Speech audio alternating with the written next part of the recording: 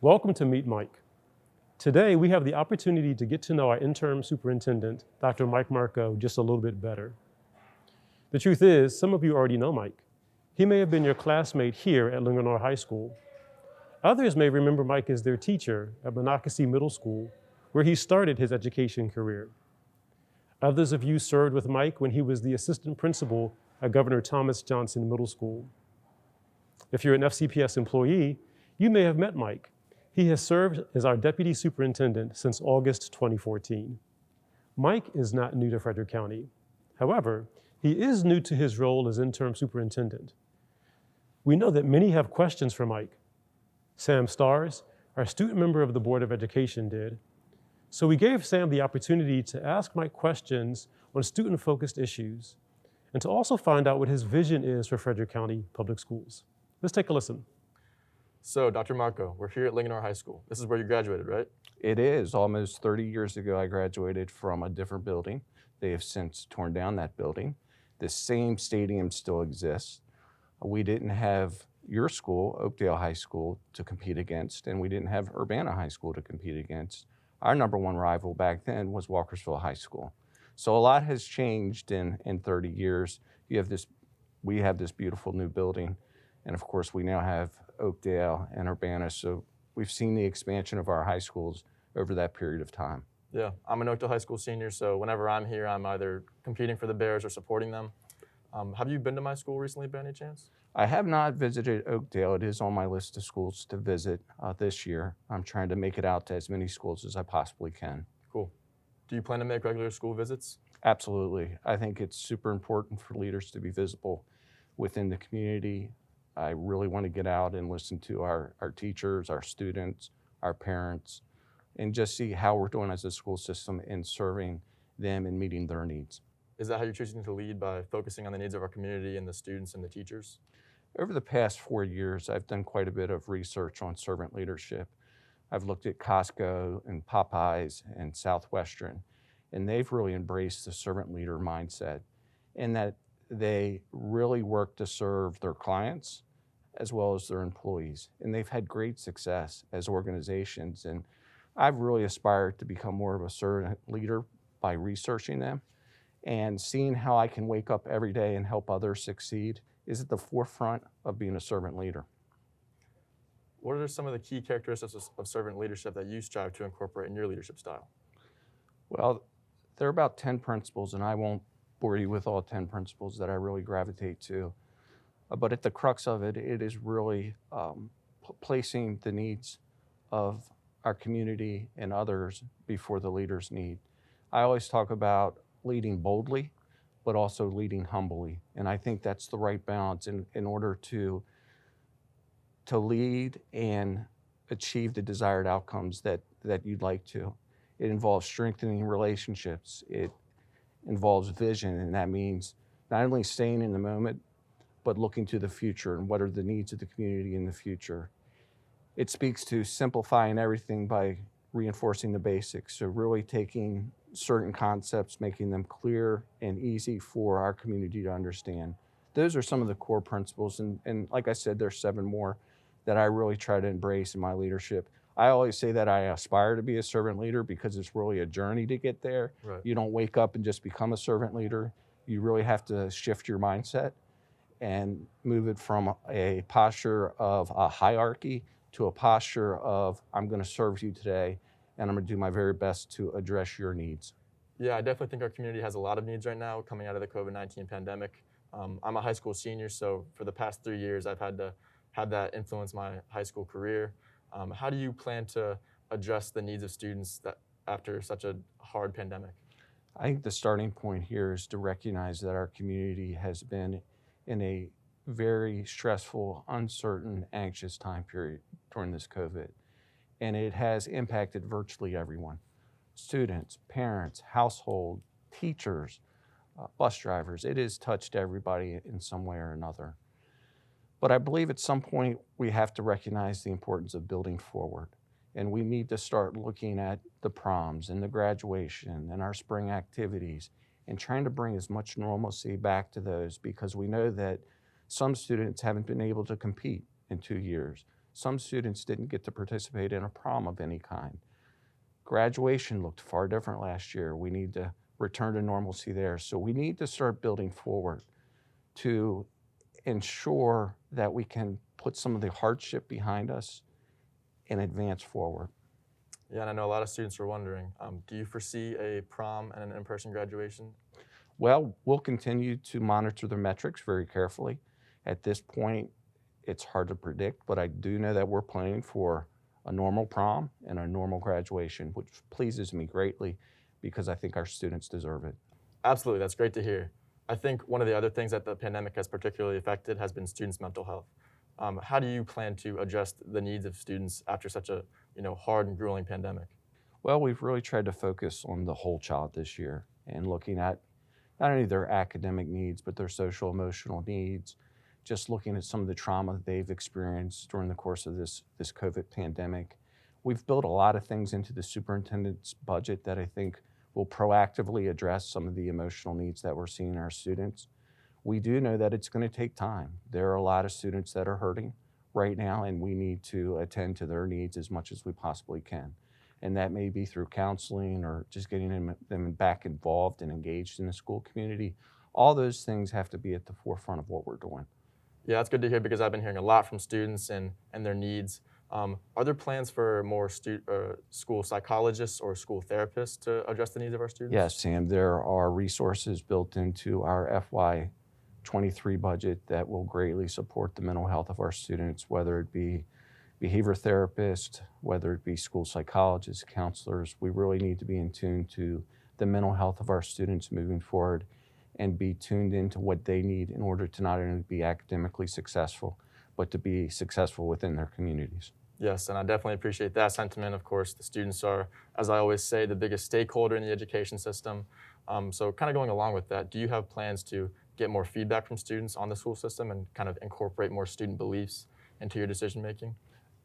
Yes, Sam, soon we will be meeting with the General Assembly, the Student General Assembly, to really listen and garner feedback as to some of their concerns and their anxiety moving forward.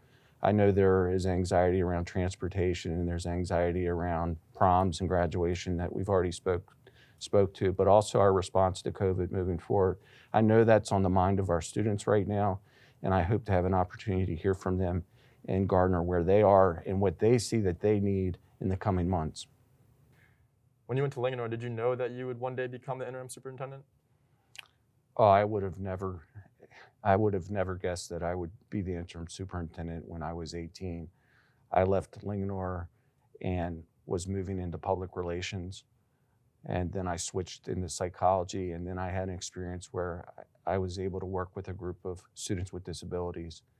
And after that experience, I knew that's what I wanted to do. I wanted to advocate and support for students with disabilities, so I switched majors. I went into special education to become a teacher. Both my parents were teachers and administrators in Frederick County, so it was a natural lane for me to follow them. I got to see, my dad be principal of Frederick High School and then move into central office roles. My mom was a math teacher at Newmarket Middle, and then she went into administration. So I've been around education in Frederick County for a very, very long time, and I'm really proud of the work that my parents did here, and I hope that I can continue that legacy moving forward, just helping the Frederick County community, but specifically helping students succeed. Yes, that's amazing to hear. So you said legacy. How many generations of Marcos have been through Frederick County Public Schools? Well, I think we've only had 2 generations go through. My dad and mom both went to Frederick High School a long time ago. They had a very modest upbringing.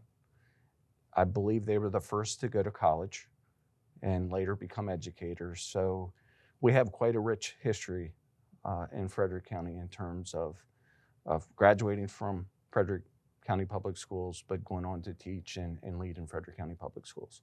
So do you think that tradition will continue? Well, you may not know this, Sam, but I have a 7-year-old in Frederick County Public Schools right now, and she very much aspires to be like Mrs. Johnson, her first grade teacher, and she comes home and she plays schools every day. So I think there could be a pathway into education in her future. Maybe she'll become the next mob. She could be. That would be a great pursuit. And watching you, Sam, one of the things that I really have admired about you is how you balance such a complex life that a 17 or 18-year-old has. You have, of course, academics, you have athletics, and then you have your SMOG role. How do you balance those three things? I would have to think that is really challenging for you. It definitely is challenging, and I can't say it's always perfect. I'm very grateful to have the support and understanding from my teachers and my coaches, so I can occasionally say, "Hey, not going to be at practice tomorrow. I've got a board meeting for 6 or 8 hours." But I think scheduling is very helpful, and like I said, just really letting all my advisors know, all my teachers and coaches know what my situation is, so that they can support me through it.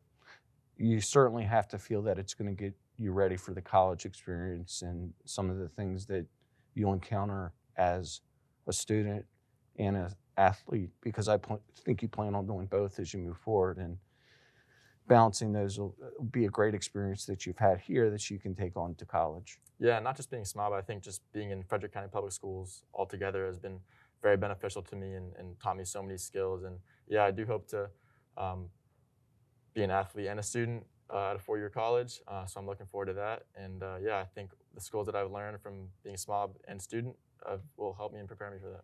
What do you feel has been your greatest success while in Frederick County Public Schools? That's a tough question. I would probably say winning the SMOB election. Every year there's 5 super qualified candidates, some of the best students from across the county. And I actually lost my first election. I don't know if you knew that. I did not know that. Yes, and that was my sophomore year. My junior year, I came back, was able to win that election. So that was, of course, a big triumph, because I definitely didn't want to lose again. But yeah, I would say being SMOB is definitely my biggest accomplishment. Now, with all your accomplishments, being a state champion, being a representative to the Board of Education, your academic successes, how do you stay so humble?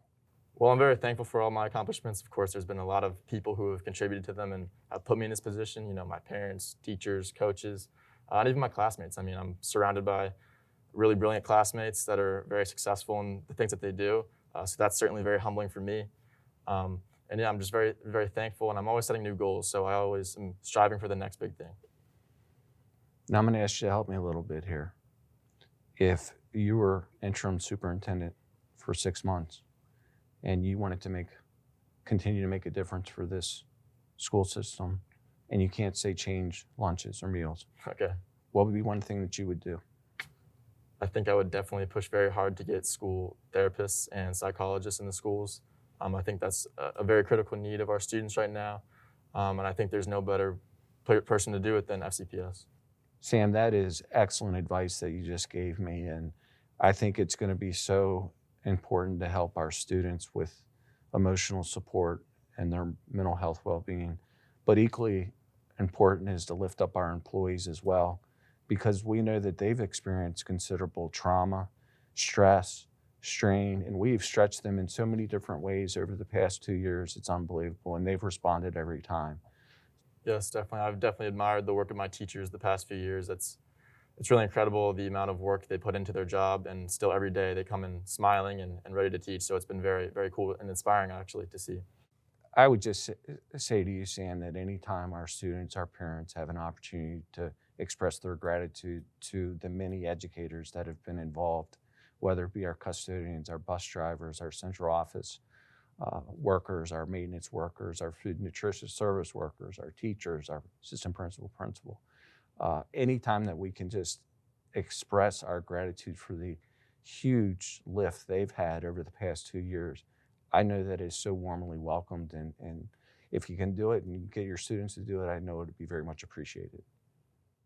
So I'm always trying to become a better leader. I know many of my peers are as well. So what would you say is the most important quality in a leader? Sam, I think one of the most important things as a leader is to recognize each day that you have room to grow as a leader, and really seek out to learn different perspectives, a diversity of perspectives, to listen to others, to surround yourself with people that think differently. Much like Lincoln did with his team of rivals, he surrounded himself with people that did not think like President Lincoln did. I think that's critical as a leader. I embrace 4 leadership tenets that I aspire every day, and that's empathy. The second is gratitude, the third is humility, and the fourth being trust.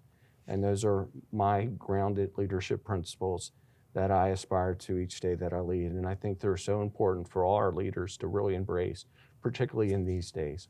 Absolutely. I really appreciate that perspective on leadership, and I actually think that's pretty relevant for what I'm doing as well. Sam, I just see an amazing future for you, just watching you as a SMOG and an athlete and a student. And I see amazing things from our students all the time when I go into schools, and I'm just so proud to be a part of their lives and their success. And I am really, really looking forward to watching you move through your career and ultimately achieve great successes in your life. Thank you. Dr. Marco, it's been great talking to you, but I have to ask, I know how big of a time commitment and stress being superintendent must be. So what made you want to serve in this capacity? Sam, I'm just honored to serve Frederick County Public Schools in any capacity.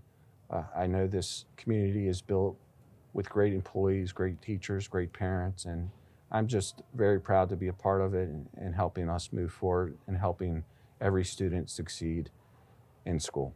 And I know I can speak for many students when I say we're very grateful for your service to the county. Thank you very much, Sam. Well, Dr. Marco, thank you again for taking the time to speak with me. I'm really looking forward to learning more about you the next few months and seeing what you do for the county. Thank you so much for having me today, Sam. Students first, the health and well-being of the FCPS community, servant leadership, always striving and growing to better serve our community. Dr. Mike Marco. In the months ahead, we look forward to learning more about Mike as he continues to serve together with the FCPS community. Until next time, everyone, please continue to take care of yourself, take care of each other, and be well, everyone.